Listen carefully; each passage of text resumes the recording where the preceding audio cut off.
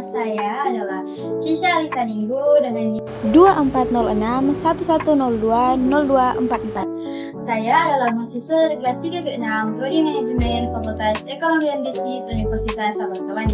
Nah, pada video saat ini saya akan membahas bagaimana atau apa itu supply chain management, khususnya pada rantai pasok industri parfum.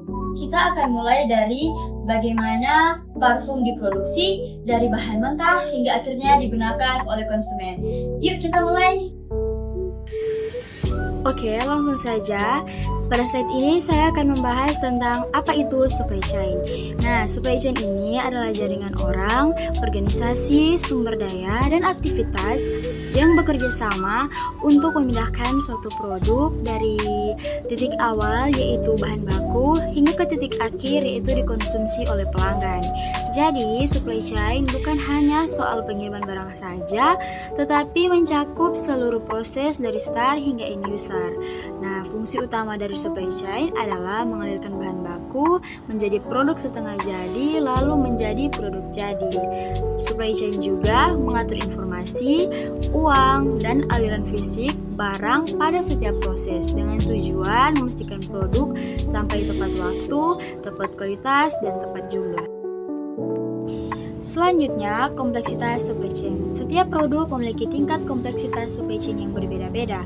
Ada yang sederhana, ada juga yang sangat kompleks.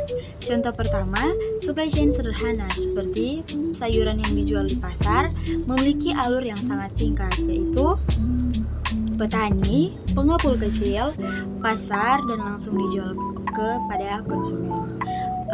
Tidak ada distributor, tidak ada gudang, dan hampir tidak ada perantara. Prosesnya cepat dan rantainya begitu pendek. Sekarang dibandingkan dengan supply chain yang jauh lebih kompleks seperti perjalanan sebuah kemeja yang dijual di toko, prosesnya dimulai dari petani kapas, yang kemudian kapasnya dipintal menjadi benang, benang dijadikan kain, kain dijahit menjadi kemeja di pabrik garment, kemudian dikirim secara internasional ke gudang, lalu ke toko retail, dan barulah dibeli oleh konsumen. Dari sini terlihat bahwa semakin banyak tahapan dan semakin banyak pihak yang terlibat, maka semakin kompleks supply chain produk tersebut. Untuk memberikan gambaran yang lebih jelas, berikut ini adalah supply chain pada produk parfum. Nah, pertama, ada penyedia bahan baku seperti minyak esensial, alkohol, botol kaca, dan bahkan kemasan lainnya. Bahan-bahan ini kemudian dikirim ke pabrik pengolahan di mana formula parfum dicampurkan dan ditentukan. Selanjutnya masuk ke tahap manufaktur. Nah, di sini parfum diisi di dalam botol, diberi label, melalui proses quality control, lalu dikemas menjadi produk jadi. Setelah itu, parfum dikirim ke distributor. Distributor kemudian menyalurkan parfum ke retailer seperti toko parfum, department store, dan marketplace. Tahap yang terakhir adalah konsumen, yaitu pembeli akhir yang menggunakan produk parfum tersebut. Contoh ini menunjukkan bahwa sebuah produk yang sederhana untuk kita beli sebenarnya melalui proses panjang sebelum sampai ke tangan kita. Pada slide ini, saya telah menampilkan sketsa yang telah saya buat. Sketsanya menggambarkan alur dasar seperti supply chain, manufacturing, distribution, dan consumption. Gambar ini memperlihatkan bagaimana bahan baku bergerak dari pemasok ke pabrik, kemudian ke distributor, lalu ke retailer, dan akhirnya ke konsumen. Diagram seperti ini sangat penting untuk memahami bagaimana setiap tahap saling terhubung dan membentuk alur yang lengkap. Sekarang, saya akan menjelaskan setiap tahap dalam supply chain sesuai dengan sketsa yang telah saya buat. Tahap yang pertama adalah supply atau pasokan. Pada tahap ini, berbagai bahan mentah diperoleh dari pemasok. Bahan-bahan ini dikirim ke bagian manufaktur untuk diproses lebih lanjut. Tahap kedua adalah manufacturing atau manufaktur. Disinilah bahan baku diolah, dirakit, atau diubah menjadi produk yang siap digunakan. Nilai tambah sebuah produk banyak terbentuk di tahap kedua ini, yaitu tahap manufaktur. Tahap ketiga adalah distribution atau distribusi. produk jadi dikirim ke pabrik, ke distributor atau gudang.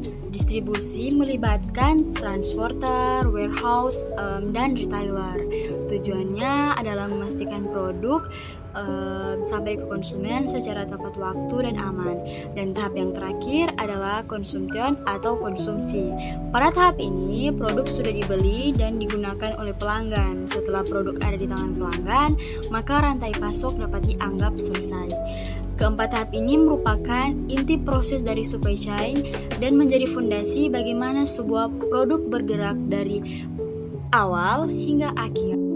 Sebagai penutup, supply chain adalah sistem penting yang memastikan sebuah produk bisa tersedia mulai dari bahan baku hingga ke konsumen akhir.